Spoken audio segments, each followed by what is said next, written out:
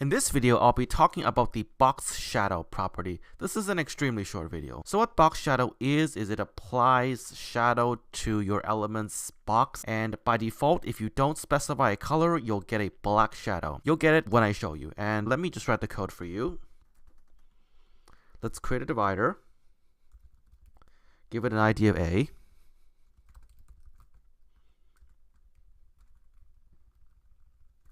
Add some text in.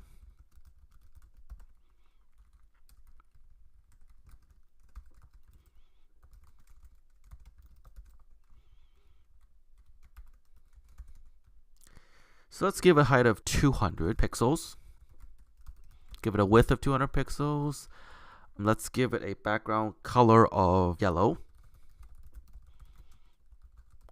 And let's give it our box shadow, and let's set the value of box shadow to 10 pixels, 10 pixels. I'll show you what this looks like in our browser. So here's our box shadow. Now, if, however, I want the box shadow to be green, I would set a color value right after the number. So let me do that. I want green shadow. This is how green shadow would look in a browser. So here you have it, green shadow. And lastly, if you want to add a slight blur effect, you can even include a third numeric value to create a slight blur effect. Let me show you what that looks like. So let me add 5 pixels in front of here, and I'll show you what difference this has. Let me open it in the browser.